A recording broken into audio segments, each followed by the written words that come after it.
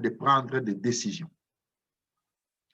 Imaginez-vous, frère Eric a dit tout à l'heure que tous les mots qui sont dans Matthieu 25 sont très importants.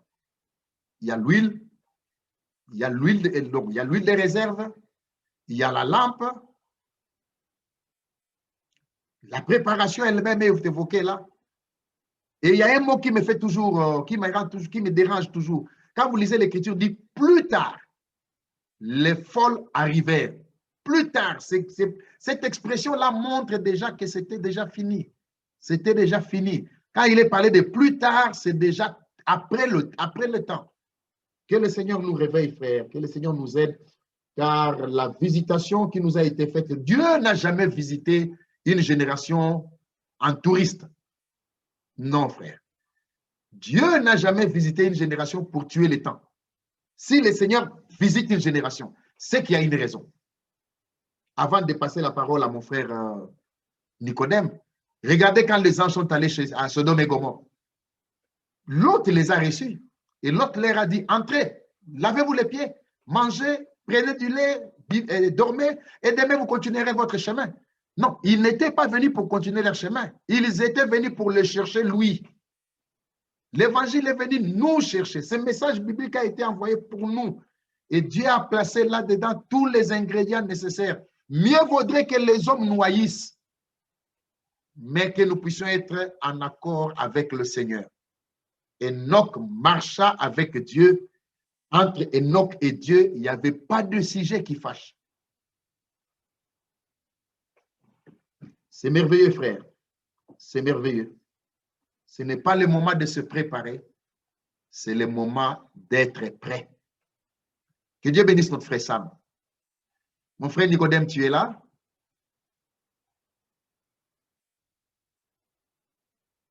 Oui, mon frère. Voilà, je te laisse le temps de parler, bien-aimé frère.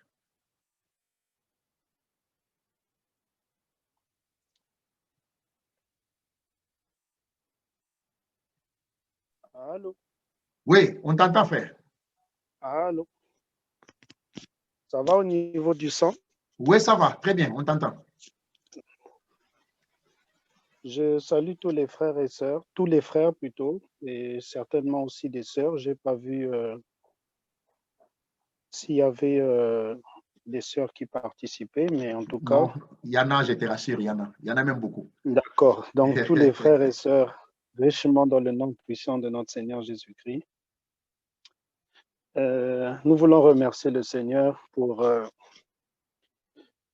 cette responsabilité et nous dirons même cette charge qui nous est accordée ce soir de pouvoir communier ensemble. Parce que comme l'Écriture le dit, le Seigneur l'a ordonné dans sa parole que c'était le moment du rassemblement, que c'était le temps du rassemblement. Un rassemblement qui ne se ferait pas sur des critères humains, sur des critères sociologiques ou autres, mais sur des critères bibliques. Et cela nous rappelle l'unité de la foi.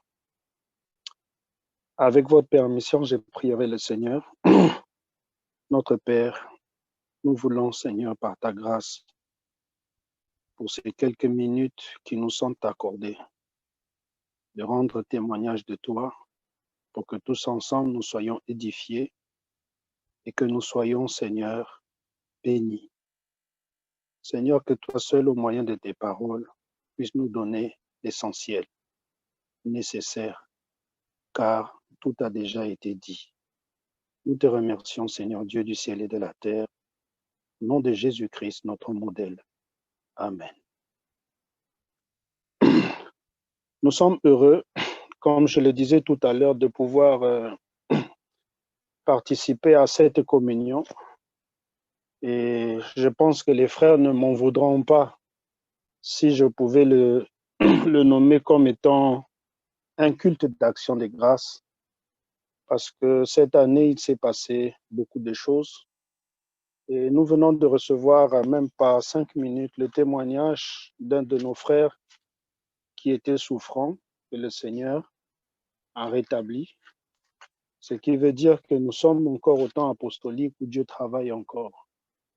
Les choses ne sont pas épuisées, les choses continuent. Pour ne pas être lent, en restant dans l'esprit de ce qui nous rassemble comme sujet de méditation, parce qu'il est question de la préparation, vous conviendra avec moi que le Seigneur a eu à utiliser Élie le Tishbite, à qui il a donné un esprit, et cet esprit lui a donné la possibilité, durant son ministère, de servir le Seigneur en son temps et selon le dessein du Seigneur. Il y a eu l'épisode avec les prophètes de Baal, Astarté. Ensuite est arrivé Élisée, qui était aussi prophète et qui avait reçu la double portion. Élisée, il a fait ce qu'il devait faire. Il est parti. Ensuite s'est présenté Jean-Baptiste. Jean-Baptiste aussi est arrivé toujours en conformité avec la parole de la promesse, parce qu'il était écrit de lui dans Ésaïe 40 que j'envoie mon messager.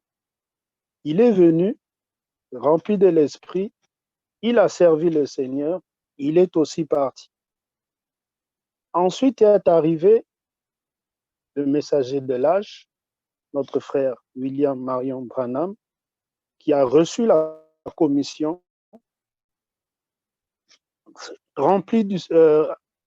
étant utilisé aussi par le Seigneur, rempli de son esprit, il est aussi parti.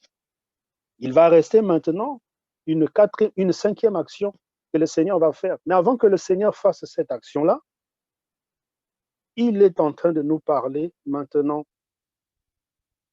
puisque nous sommes à l'horizon de cette cinquième action.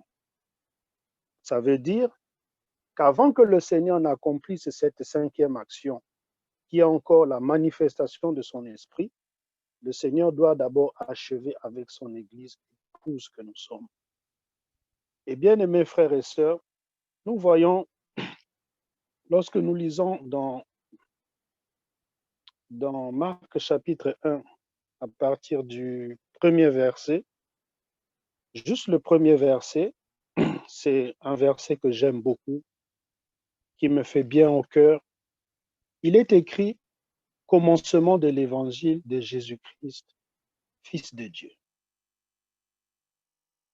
Et quand nous allons dans Jean chapitre 5,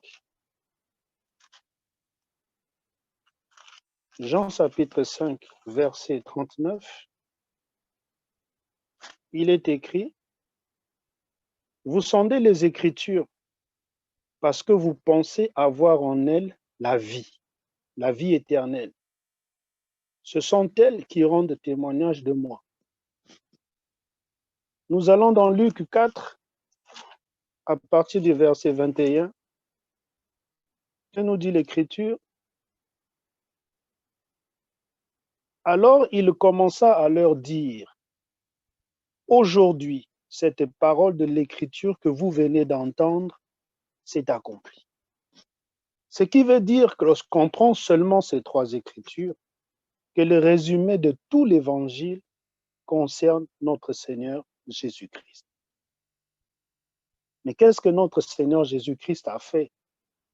Nous nous souvenons que lorsqu'il est allé à la croix, lorsqu'on a percé son côté, il y a deux choses extraordinaires qui sont sorties de son corps physique. Il y a eu le sang, il y a eu l'eau. C'était la naissance de l'Église. L'Église avait commencé. L'Église était née, mais nous allons dire que l'Église ne respirait pas encore. Alors là, il a fallu que Actes chapitre 2 entre en action le jour de la Pentecôte pour que l'Église respire, pour que l'Église prenne son envol, pour que l'Église soit victorieuse, glorieuse dans toute sa splendeur. Bien-aimés frères, que disons-nous de toutes ces choses? Que voulons-nous dire de toutes ces choses? c'est que conformément à Matthieu 25, concernant les 10 vierges, je vais me permettre de les lire parce que c'est le texte de base. Comme disait le frère Eric, c'est important de rester dans le contexte. À partir du verset 6, au milieu de la nuit, on cria. Voici l'époux, allez à sa rencontre. Le cri dont il est question ici, c'est une prédication. Ici, ce n'est pas un discours persuasif. Ici, ce ne sont pas des fables habilement conçues. Ici, il s'agit d'une prédication. Au milieu de la nuit, on crie. Allez à sa rencontre. Mais à la rencontre de qui? Ne peut aller à la rencontre du Seigneur que celui qui écoute la prédication. Je n'aime pas trop le terme vraie prédication, fausse prédication. Où une chose est vraie ou elle ne l'est pas. C'est comme lorsqu'on dit un vrai enfant de Dieu, c'est comme si Dieu avait des faux enfants. Non. Et tout à l'heure, il y a un frère qui disait le langage biblique. Effectivement, c'est celui-là. Donc ici, il s'agit d'une prédication. Il y a eu un cri, et le cri disait quoi? Derrière le cri, on disait allez à sa rencontre. À la rencontre de qui? À la rencontre de l'époux. Mais nous avons lu, et nous l'avons souvent lu, et je crois que c'est le frère Zacharie qui l'a mentionné, que lorsque nous lisons les âges de l'Église, il y a une phrase qui s'est répétée à chaque fois et à chaque moment. Une phrase qui s'est répétée à chaque fois et à chaque moment. Et lorsque le Seigneur répète les choses, c'est que ces choses-là sont très importantes. Et nous avons tendance à négliger les petites choses, mais nous nous focalisons sur les grandes choses. Et nous oublions que lorsqu'on veut faire, par exemple, lorsqu'on construit une maison, quand vous passez à côté des petites choses, il est sûr et certain que le plan soit faussé. Il est sûr et certain que la maison ait des failles. Alors, quand nous lisons l'Apocalypse, à la fin de chaque lettre, à la fin de chaque message, de chaque âge, l'Esprit insiste en disant, à partir de Apocalypse, oui, à partir d'Apocalypse 2, l'Esprit insiste en disant ce qui suit, que celui qui a des oreilles entende ce que l'Esprit dit, non aux églises, mais à l'Église actuellement. Que celui qui a des oreilles entende ce que l'Esprit dit à l'Église. Mais pour entendre ce que l'Esprit dit à l'Église, mais il faut avoir cet esprit-là pour que cet esprit-là puisse te parler. Et cet esprit-là n'a pas d'autre moyen de venir dans le cœur du croyant seulement au moyen de la prédication. D'où l'importance aujourd'hui d'écouter la prédication. La prédication. Le Seigneur n'a pas plusieurs voies. Le Seigneur n'a pas plusieurs directions. Le Seigneur, il a une voie, il a une direction, il y a un évangile, il y a un baptême, il y a un Dieu, il y a un seul esprit, il y a un esprit. Ils ne sont pas plusieurs. Il est important d'écouter la voix. Nous le chantons souvent, la voix du Seigneur m'appelle, prends ta croix et viens sur moi. La voix, pas les voix. Ce sont ces instruments qui peuvent avoir plusieurs voix, c'est-à-dire vocalement, de leur un parle en Angleterre, un parle aux États-Unis, un parle en Bandaka, un parle à Kikwit, un parle au Soudan. Il y a plusieurs instruments, mais des instruments envoyés par le Seigneur ne diront qu'une seule chose qui ira que dans la même direction. Non pas parce qu'ils se seront accordés, non, mais parce que guidés, poussés par le Saint-Esprit, ils diront que la même chose. Et c'est le travail aujourd'hui que la prédication fait. La prédication que nous écoutons nous montre une seule direction. allons à la rencontre du Seigneur. Mais pour aller à la rencontre du Seigneur, il faut être rempli de son esprit. C'est son esprit qui nous parle, c'est son esprit qui nous montre la voie, c'est son esprit qui nous donne les orientations. Nous rendons témoignage de tout ce que le Seigneur est en train de faire ces derniers temps. J'étais chaque fois les larmes aux yeux, les larmes dans les yeux, parce que lorsque les prédications de 83 étaient faites, je ne sais même pas, permettez-moi le terme, je ne sais pas si j'avais déjà abandonné les couches culottes. Je n'étais qu'un enfant, un gosse. Mais j'ai l'impression, quand j'écoute ces prédications, c'est comme si je les écoutais maintenant en direct. Je me dis, mais Seigneur, mais tu es invariable, tu ne changes pas. Donc, il est très important que nous puissions écouter la prédication. L'Esprit insiste, l'Esprit a une seule prédication qu'il est en train de donner à l'Église et ne prendront part à l'enlèvement. Ne prendront ceux-là, seuls ceux-là qui auront écouté la voix de l'Esprit, seuls ceux-là qui seront baptisés de son Esprit, qui est le symbole des lampes, parce qu'elles ont des lampes, et justement, quand le Seigneur se présente, elles ne paniquent pas, parce qu'elles savent qu'elles ont le nécessaire pour voir le Seigneur. Seuls celles-là, ceux de nos frères et de nos sœurs, seuls ceux-là prendront part à l'enlèvement, parce qu'ils auront accepté l'Évangile, parce qu'ils auront accepté de recevoir l'Esprit de Dieu. Bien-aimés frères et sœurs, l'Esprit insiste ces derniers temps concernant les expériences. Oui, c'est une très bonne chose. Nous avons tendance à parler des expériences des autres. Mais qu'en est-il de toi-même? Qu'en est-il de toi, mon frère? Qu'en est-il de toi, ma sœur? Golgotha est encore là. À Golgotha, le sang a coulé. À Golgotha, l'eau est sortie.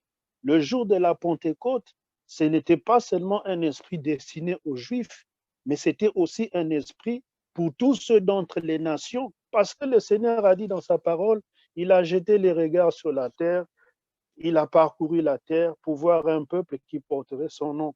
Il n'est pas dit que le Seigneur a jeté ses regards seulement sur Israël. Il avait commencé avec Israël, il a mis Israël entre parenthèses, il est venu auprès des nations parce qu'il savait que toi et moi, nous allons croire. Et la possibilité de croire, la possibilité qui nous est donnée de croire, la seule force que nous avons de croire, ce n'est pas par nos forces, ce n'est pas parce que nous avons étudié ou pas parce que nous n'avons pas étudié. La possibilité que nous avons accès de croire, c'est au moyen de son esprit. Frères et sœurs, ce n'est pas par nous-mêmes qu'il nous arrive, parfois, je vais le dire en ces termes, comprenez bien mon langage, de pouvoir glorifier notre Seigneur dans notre corps.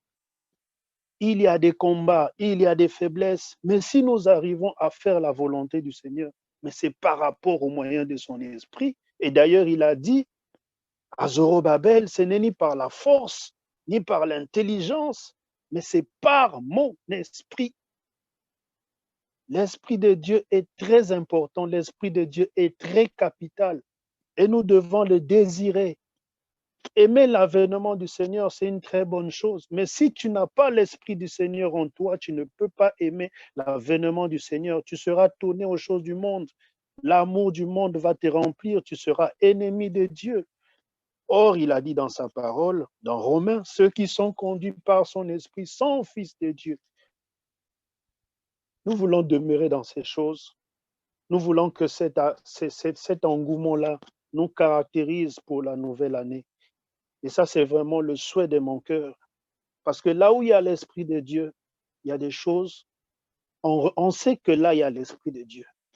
Je ne vais pas ici rentrer dans des détails, mais chacun de nous peut comprendre. Il y a une différence entre la vie de l'Esprit et il y a une différence entre la vie de la chair. Mais là où le Seigneur est présent, il y a la liberté, il y a la vie de Dieu, il y a les fruits de Dieu, il y a les arts de l'Esprit, il y a les dons de l'Esprit, là où le Seigneur est. Et nous voulons par sa grâce que chacun d'entre nous, c'est notre prière de tous les jours. Seigneur, remplis-moi de ton esprit. Et nous ne disons pas que parce qu'avant-hier, j'ai fait une expérience avec le Seigneur, nous étions mardi, aujourd'hui jeudi, le Seigneur, non, le Seigneur n'est pas le Seigneur n'est pas mécanique. Ce que tu as vécu avant-hier n'est pas forcément ce que tu vas vivre jeudi. Donc chaque jour, nous avons besoin de sa grâce. Chaque jour, nous avons besoin de son esprit pour qu'il nous conduise. Et soyons-en sûrs que là, quand le Seigneur va nous conduire, quand le Seigneur conduit, je corrige que lorsque le Seigneur conduit, à coup sûr, on atteint le but. Que le Seigneur nous bénisse, que le Seigneur nous comble, que le Seigneur bénisse toutes les assemblées, que le Seigneur unisse son peuple, que nous soyons unis. Nous sommes frères. L'Esprit de Dieu n'est pas un esprit de division. L'Esprit de Dieu n'est pas un esprit de division. Non, que nous soyons unis. Nous sommes frères. J'ai souvent été émerveillé de voir l'harmonie dans les Écritures, la simplicité dans les Écritures. Nous savons tous ce qui s'est passé entre Paul et Pierre. Paul a reproché presque, on va dire ouvertement à Pierre, son attitude vis-à-vis des païens. Mais jamais, jamais, jamais. En tout cas, s'il y a un frère qui l'a, j'aimerais bien, en toute humilité, que ce frère me montre cette écriture. Jamais, jamais, Pierre s'est levé un jour pour marteler sur l'apôtre Paul. Non. C'est une affaire qui est restée, une affaire qui était publique, mais qui est restée entre les deux frères. Et aucun d'eux n'en a parlé dans son ministère. Aucun. Pourquoi? Parce que nous croyons à ce que l'Écriture dit. Ce qui a été écrit, c'est pour notre instruction. Donc, si ça a été écrit, si la Bible ne l'a pas mentionné, ça veut dire que même Pierre et Paul, personne n'a mentionné cet incident dans le parcours de son ministère. S'il y a des sujets, des incompréhensions, comme Moïse pouvait le dire aux deux Hébreux qui se disputaient, il a dit, vous êtes frères, vous n'êtes pas des ennemis, vous êtes frères. Et quand on est frère, on se parle. Quand on est frère, on utilise son forfait illimité à bon escient. Quand on est frère, on utilise ses mégas à bon escient. C'est-à-dire qu'aujourd'hui, j'ai appris quelque chose concernant le frère Nazaire. J'appelle le frère Nazaire, je lui demande, frère Nazaire, que le Seigneur te bénisse. Il y a telle situation, qu'est-ce qu'il en est? Je n'appelle pas le frère Nazaire avec des idées arrêtées, non. J'appelle le frère Nazaire avec amour. Le frère Nazaire me dira ce qu'il en est de la situation, même si j'ai des éléments, mais le fait que le frère m'ait parlé par l'amour du Seigneur qui couvre une multitude de fautes, je crois mon frère, je soutiens mon frère et nous allons de l'avant. Nous sommes des frères. Il est parfois étonnant d'apprendre certaines choses qui blessent et qui parfois même, dans les assemblées, on se pose des questions, mais qu'est-ce qui se passe? Et comme le dit l'Écriture, c'est parfois des choses qui sont honteuses à dire, mais par respect, justement, la prédication n'est pas faite pour parler sur une personne, sur des personnes. La prédication, elle est là pour nous dire que nous sommes des frères, que nous devons être unis. L'unité, non seulement, non pas parce que nous avons été dans une même ville, il y a eu des mouvements géopolitiques, nous nous sommes retrouvés quelque part et nous gardons avec nous des vieux souvenirs. Et ces vieux souvenirs-là, nous les emmenons soi-disant dans l'œuvre du Seigneur et nous continuons à évoluer ainsi. Non, Dieu n'est pas là-dedans. C'est au moyen de son esprit parce que ce n'est ni par la force, ni par l'intelligence, mais c'est par mon esprit. Si Dieu avait besoin de notre esprit, Dieu allait utiliser nos esprits dans son œuvre. Mais Dieu n'a pas besoin de ce qui est de l'homme dans son œuvre. Nous venons tels que nous sommes, nus, à découvert, nous prenons ce que lui a préparé pour nous, pour son œuvre. David avait une bataille à livrer avec Goliath. Il est arrivé, ses frères lui ont dit, « Qu'est-ce que tu viens faire ?» Il a dit ce qu'il venait faire. Mais regardez ce qui s'est passé. Le roi Saül lui donne son armure. Dit, j'ai de l'expérience, là où tu vas, c'est compliqué pour toi. Tu es un enfant, tu ne réussiras pas. Prends mes armures. Nous pouvons imaginer quel type d'armure c'était. Mais qu'est-ce que David a fait? David n'est pas allé affronter Goliath avec les armures du roi Saül. Pas du tout. David a dit non. Moi, je vais aller vers cet homme, cet incirconcis, avec le nom du Seigneur. Bien-aimés frères, que cela nous serve de leçon, que cela nous serve d'instruction, que cela nous serve de base. Faisons confiance au Seigneur. C'est lui qui a commencé cette œuvre, c'est lui qui va l'achever. Nous avons souvent fait l'erreur de vouloir aider Dieu. On ne peut pas aider Dieu. Comment peux-tu aider celui qui t'a créé? Ou comment veux-tu être un ouvrier au-dessus de ton maître? Ce n'est pas possible. Et voilà pourquoi nous avons beaucoup de difficultés, parce que nous voulons aider Dieu. Parce que nous pensons que, ou parfois, ou souvent, nous avons plus d'amour que Dieu. Nous ne pouvons pas aider Dieu. Ce n'est ni par la force, ni par la puissance, mais c'est par son esprit.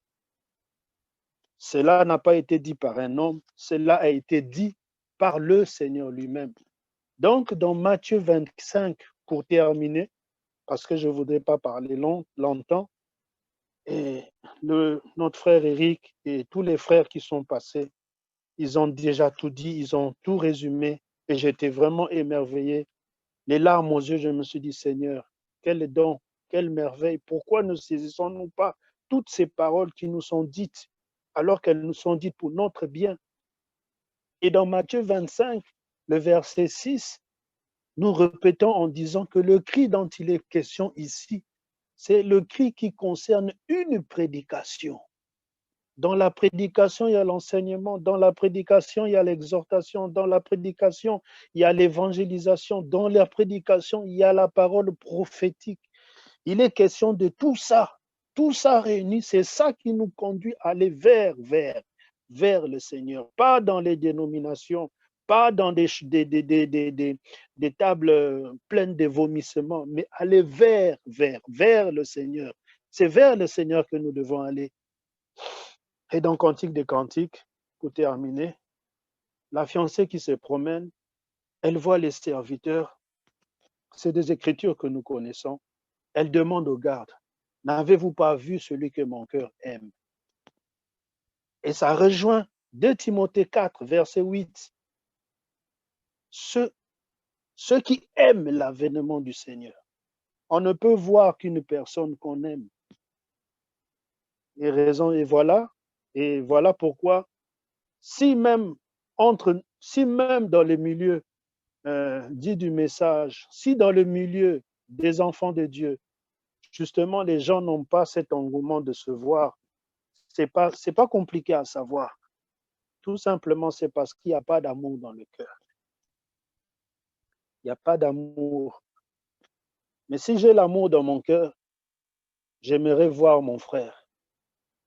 Même si mon frère est en faute, même si mon frère est dans une situation difficile, où on crie partout, voilà, il a fait ceci. Mais parce que j'ai l'amour dans le cœur, j'aimerais voir mon frère. J'aimerais voir mon frère. Personne d'entre nous ne sera comme le Seigneur. Mais le Seigneur est arrivé à une telle dimension spirituelle, il appelle Judas mon ami. Bien-aimés frères, que le Seigneur nous aide, que le Seigneur nous bénisse tous, que cette année soit une année prospère dans tous les plans, surtout dans les petites choses que nous n'avons pas pu faire pour la gloire de son nom. Que cette année soit pour la gloire de notre Dieu. et que nous puissions demeurer dans les Saintes Écritures. Que le Seigneur nous bénisse. Amen. Merci beaucoup, frère Nicodème. Que Dieu te bénisse richement. Frère Nazaire, oui, mon frère. À vous la parole. Merci beaucoup. Que Dieu te bénisse richement. Tu m'entends? Allô, frère Nicodème? Oui, frère, à vous la parole. Pendant que tu es avec nous là, tu peux prier.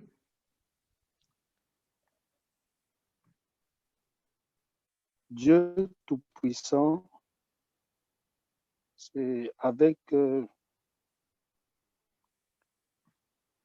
vraiment avec beaucoup devant Seigneur, devant mes aînés, devant Seigneur mes anciens. Seigneur, c'est vraiment une grâce que tu nous as accordée, Seigneur.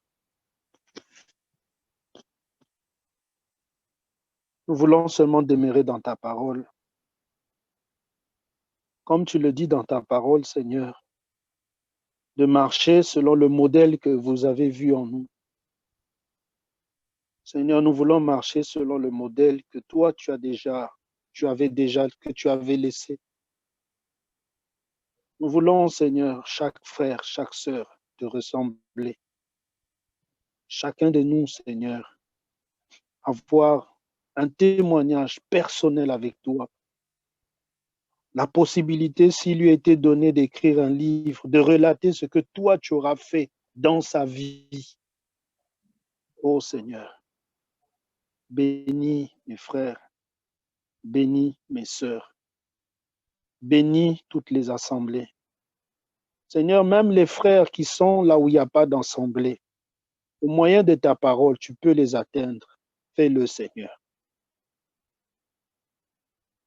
Apaise les cœurs. Que les cœurs ne soient pas aigris à l'annonce d'un nom ou d'un prénom quelconque, mais que les cœurs soient remplis d'amour. Que nous puissions, Seigneur, nous aimer, que nous puissions nous supporter, que nous puissions nous pardonner. Seigneur, que nous puissions être sincères les uns vis-à-vis des autres, marcher dans la communion. Seigneur, pas la communion humaine, mais la communion de l'Esprit. Seigneur, nous sommes frères. Nous sommes frères. Nous sommes frères, Seigneur. Nous ne sommes pas des ennemis. Nous sommes des frères. Et les frères, Seigneur, d'une même famille se parlent, Seigneur, en toute vérité, avec amour, se tiennent la main, se soutiennent et avancent ensemble, Seigneur. Seigneur, nous le voyons, Seigneur. Jamais, Seigneur, un soldat tombé au front n'est abandonné. Au contraire, Seigneur, ses amis de corps font le nécessaire, même s'ils savent qu'il va mourir, ils font le nécessaire pour que son corps soit ramené sain et sauf à la patrie. Seigneur, s'il te plaît, accorde-nous la pensée de l'Esprit et aide-nous à marcher selon tes voies. Nous te remercions pour ta parole. Nous te remercions pour ton Esprit que tu as donné, qui va nous aider, Seigneur, à te rencontrer. Au nom de Jésus-Christ. Amen. Merci beaucoup. Dieu te bénisse, mon frère. Dieu te bénisse richement. Bien, mes frères, je voudrais commencer par remercier tous les hommes de Dieu qui avaient répondu à notre invitation. Vous êtes restés avec nous pour ces marathons. Comme on l'avait dit, le frère Eric, ça fait mine de rien 7 heures du temps qu'on est là. Que Dieu soit loué pour toutes choses et qu'il bénisse tous les hommes de Dieu. Mon frère Eric, mon frère Sam, mon frère Nicodème, mon frère Richer, mon frère Lotika, mon frère, qui d'autre encore, Zachary, mon frère Michael Kachala. J'espère que je n'ai oublié personne.